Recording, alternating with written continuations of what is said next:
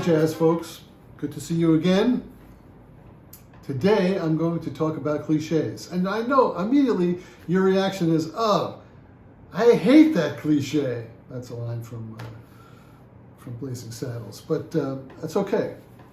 If you haven't seen Blazing Saddles, Mel Brooks movie, I highly recommend it. It's one of the funniest movies ever made. And that I didn't give away the punchline of the movie, so don't worry about it. But when that line comes up, you'll laugh. Cliches. A cliche is something that everybody knows. We've heard it a million times. And it can either be the best thing in your music or it can be the worst thing you can do. How do you know which? This is how you know. If it sounds cheap, the reason why it sounds cheap is because you didn't set it up. You didn't earn it. You have to earn your cliches. That is, that when it gets to the cliche is a development of something that came up before. I'm going to give you an example. And this is from Harlem Nutcracker, this show that I wrote many years ago. This is called Swingin' the Club Suites.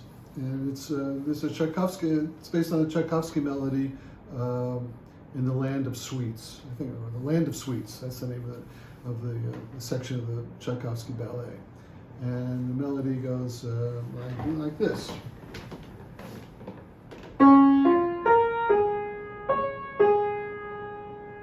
That's the beginning of the melody. In my version, it goes, and you go, oh, that's like Things Ain't What They Used to Be, you know,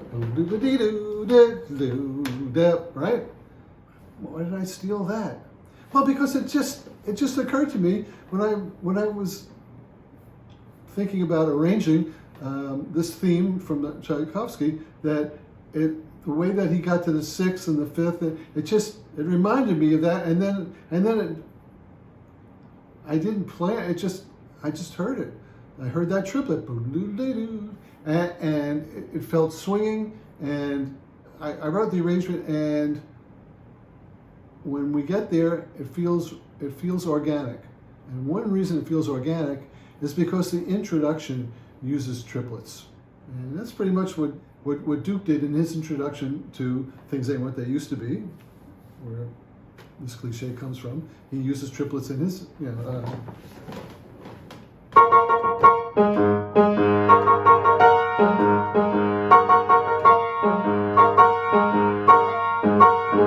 right? So he uses those triplets to set up, right? So works great. When you get to the melody, we've earned that cliche.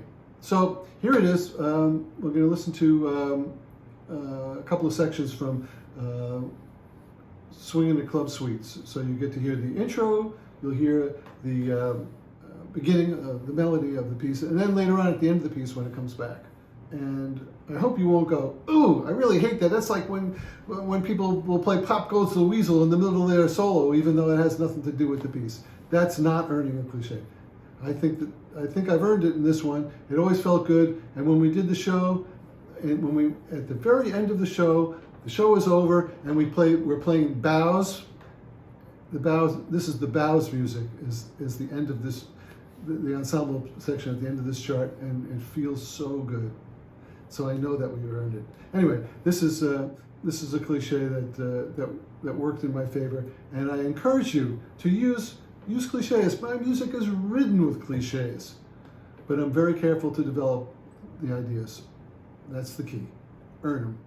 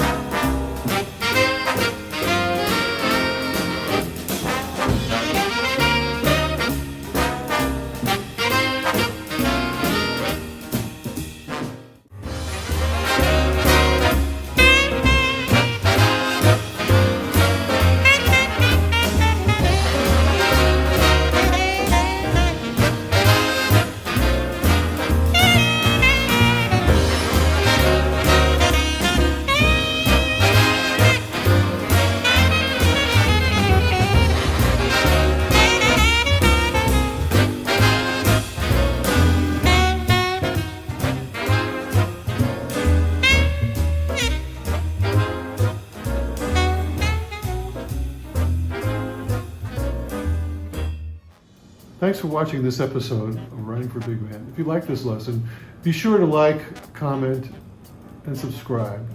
And check out the other lessons on my channel.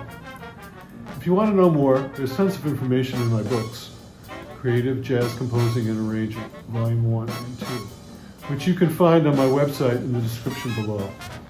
The books have plenty of examples and techniques, and you can download the scores to follow along.